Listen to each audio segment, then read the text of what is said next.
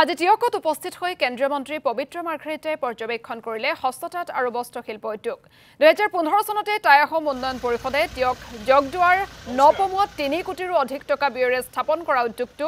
আজিও কাৰ্যক্ষম হোৱা নাই যাৰ বাবে স্থানীয় ৰাইজ তথা সংগঠনে বহুবাৰ চৰকাৰী পক্ষক উদ্যোগটো কাৰ্যক্ষম কৰাৰ বাবে ব্যৱস্থা কৰিবলৈ আহ্বান জনাই আহিছিল অৱশ্যে অঞ্চলটো এতিয়া নতুনকৈ মৰিয়নি সমষ্টিত অন্তৰ্ভুক্ত হোৱাৰ পাছতে বিষয়টো কেন্দ্ৰীয় মন্ত্ৰীগৰাকীক অৱগত কৰিছিল বিধায়ক ৰূপজ্যোতি কুৰ্মীয়ে আৰু ইয়াৰ পিছতে আজি টিয়কত উপস্থিত হৈ উদ্যোগটো পৰ্যবেক্ষণ কৰি শীঘ্ৰে কাৰ্যক্ষম কৰাৰ আশ্বাস প্ৰদান কৰিলে কেন্দ্ৰীয় মন্ত্ৰীগৰাকীয়ে এফালে বিজেপিৰ একাংশ নেতাই কংগ্ৰেছত যোগদান কৰিব বুলি চৰ্চা চলি থকা বিষয়টো হাস্যকৰ বুলি তেওঁ মন্তব্য কৰে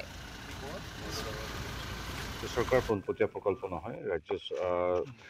চৰকাৰৰ সহযোগত কেন্দ্ৰীয় চৰকাৰৰ সহযোগত আমাৰ মই নিজে যিটো জনগোষ্ঠী আমাৰ টাই অসম উন্নয়ন পৰিষদৰ এটা স্বপ্ন প্ৰকল্প আছিল বিভিন্ন কাৰিকৰী কথা অন্যান্য সেইখিনি কাৰণখিনি মই এতিয়া বিশ্লেষণ কৰা উচিত নহয় এনেধৰণৰ কামত দেখিছোঁ এতিয়া এটা আজি প্ৰায় এবছৰ 1.5 বছৰ আগত বন্ধ হৈ গ'ল সেই যি কি নহওক এতিয়া আমি সন্মানীয় ৰূপজ্যোতি কুৰ্মী স্থানীয় বিধায়ক ডাঙৰীয়াৰ আহ্বান মৰ্মে আমি চালোহি ঘৰটোৰ বাহিৰে বাকী একো বিশেষ হেৰি নাই কিন্তু ঘৰটো সম্পূৰ্ণ সুন্দৰ হৈ আছে তাত ভৱিষ্যতে কিবা কৰিব পৰা যায় নেকি যে টেক্সটাইলে কৰিব লাগিব যদিহে ইয়াত টেক্সটাইলৰ যিটো জেকৰ্ড মেচিনৰ পৰা অন্যান্য যিখিনি সা সৰঞ্জাম আছিল সেইখিনি চলাব পৰা শিপিনী কলা কুশলী ইয়াত কি আছে কি নাই সেইবিলাকৰ ওপৰতো নিৰ্ভৰ কৰিব গতিকে এই কথাখিনি আমি আচলতে এতিয়া বিধায়ক ডাঙৰীয়া আৰু মই আমি আমাৰ টাই অসম উন্নয়ন পৰিষদক জনামগৈ যে এইটো খুব এটা সুন্দৰ